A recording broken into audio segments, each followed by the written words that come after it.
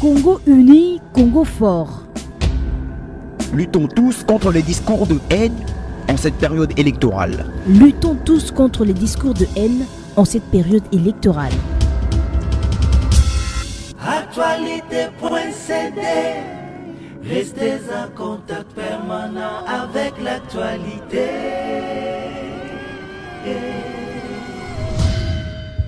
Le 28 avril prochain, selon le calendrier réaménagé de la CENI, aura lieu l'élection des gouverneurs et vice-gouverneurs des provinces.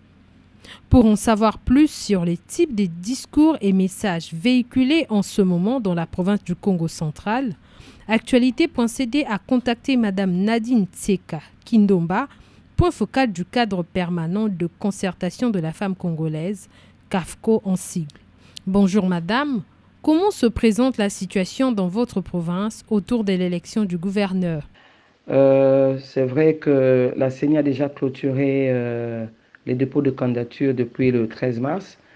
La situation est calme. Nous, au niveau, jusque-là, à notre connaissance, il y a eu 19 candidatures déposées au niveau de la CENI.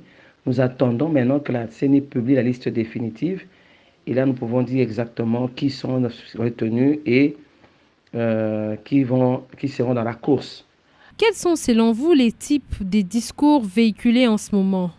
En savez-vous plus sur les mots utilisés? Quant au type de discours véhiculé pendant ce temps, c'est vrai qu'au niveau des états-majors, il y a des désignations des candidats, ça c'est vrai.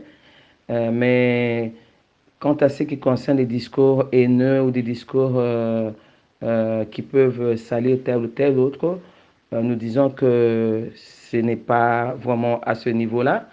C'est vrai qu'on peut avoir des divergences, mais nous sommes des Né-Congo, nous pouvons avoir des vues divergentes, mais quand il s'agira d'élire le gouverneur, nous tous, nous allons nous aligner derrière lui. Donc, quelle que soit la turbulence qui peut exister sur le terrain, c'est normal.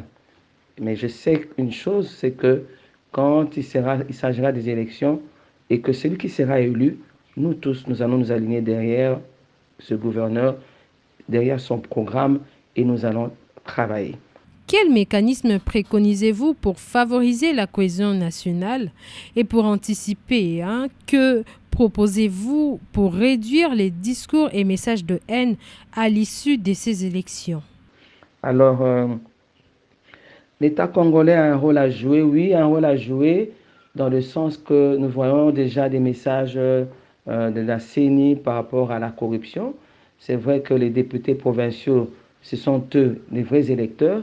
Ils sont appelés à beaucoup de sagesse et tout ça pour que vraiment le choix qui sera porté soit un choix qui va vraiment plaire à toute la population.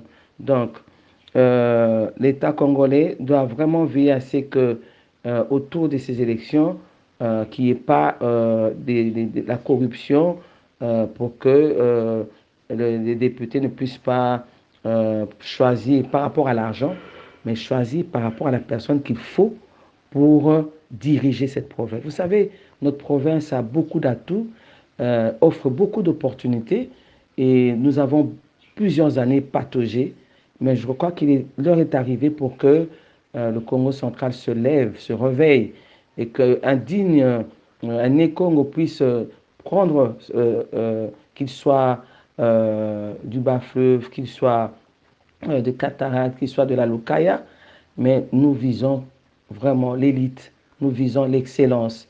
Voilà ce que nous pouvons apporter comme message en ce matin. Un dernier mot? Les élections, c'est pour le 28 avril. Les vrais électeurs, ce sont les députés provinciaux. Alors nous leur faisons confiance. Ils représentent la population. Ils ont une grande responsabilité.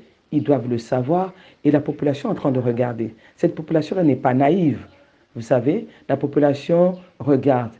Et elle a fait confiance. Si nous avons choisi ces députés provinciaux, parce que nous nous sommes retrouvés en eux. Alors la confiance qu'on leur a donnée, et nous sommes certains que la population est certaine qu'elle ne va pas nous trahir. Je vous remercie.